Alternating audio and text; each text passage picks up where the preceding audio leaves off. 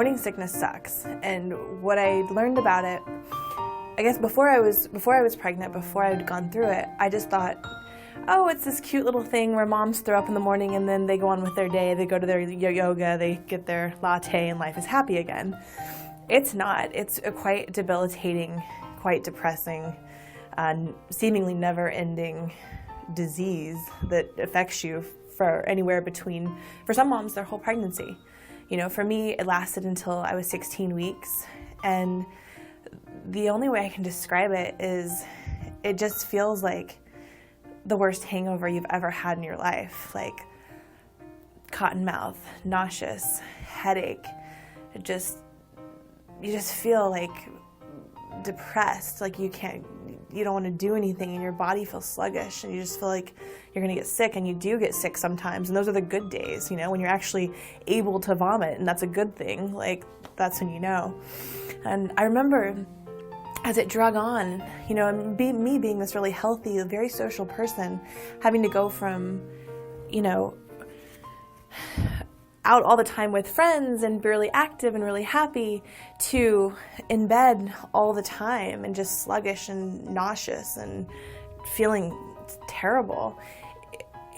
If it was only for a week or something, you know, you can get past that. If it's only for, you know, a day, no problem.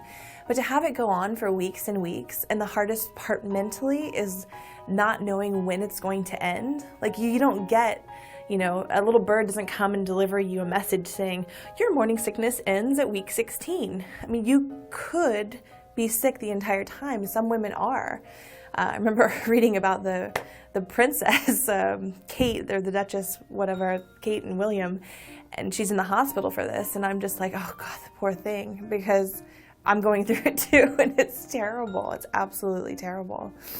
But I think when we were getting to the end of it, you don't know it's the end, but it'd been so many weeks that I hadn't gone out and hung out with friends. I hadn't gone out to dinner. I hadn't really left the house much, or gotten out of just pajamas, basically. And finally, I felt a little bit better, and so we got invited to a barbecue. And we were in a new city and got invited to a barbecue, and I thought, oh, this is great. You know, I'll go, I'll meet some new people, I'll get out in the fresh air. This is a really good opportunity to feel normal just for a little while. And as we're driving, I can almost swallow the nauseousness back. As we're driving to the barbecue, I start to feel bad again. And it's just such a distinct feeling. Like, you know right when it hits that this isn't going to be good. And for a lot of times, like, you know, when you're normally sick, you're like, oh, I can drink some water, I can just, you know, get through it. No, like, morning sickness comes and it shuts you down and it puts you in bed, and you're not going to get back up until it's ready for you to get up. So when I felt it come on, I was just like, ah. But I couldn't have another night just, you know, in bed at 6 p.m. So I tried to push through. We kept driving to the barbecue, and we show up, and it's like this perfect scene. It's a summer night. It's still light out. The sun's just barely gonna set.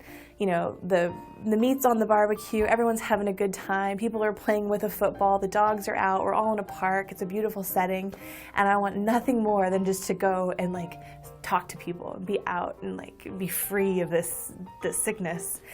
And I open the door, and I swing my feet down to hop out of the car, and as soon as I put my feet on the ground, I just threw up all over my jeans and my shoes and everything.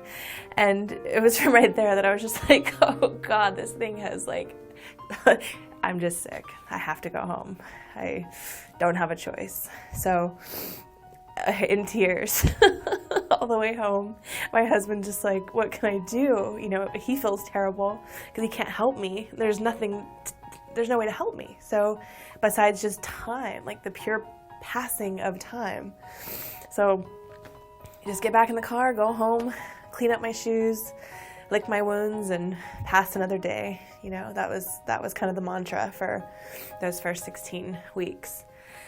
So to say that pregnancy started off awesome and then got not so awesome is kind of how it started for me. And then things got better for a little while. So we were able to have some of those glowing pregnancy moments, I guess. So after 2 months of being morbidly ill, my morning sickness finally came to an end. And I got some really good news. My very best friend in the entire world found out that she was pregnant. But there was some bad news for her because her morning sickness was just getting ready to start. And when I spoke with her and heard what she was going through, I just felt terrible for her. And I had tried everything with my morning sickness. Every natural remedy under the sun. I tried the acupuncture, I tried the bands, I tried the socks, I tried the ginger tea. I tried it all. Some of it worked, some of it didn't. But when I spoke to my best friend and found out that she was going through what I had been going through for the last few months, I put together a list of the 21 things that actually worked and helped me out a little bit. And I emailed that to her, and I just wanted to make sure that you guys had a copy as well if you'd want one. So on my blog, you can click right below this video. There's a link that will take you to a blog post of the 21 things that actually help with your morning sickness. And maybe in there you'll find something you didn't have before that'll give you a little bit of relief during this very difficult time of pregnancy. So just click below right now and grab your copy.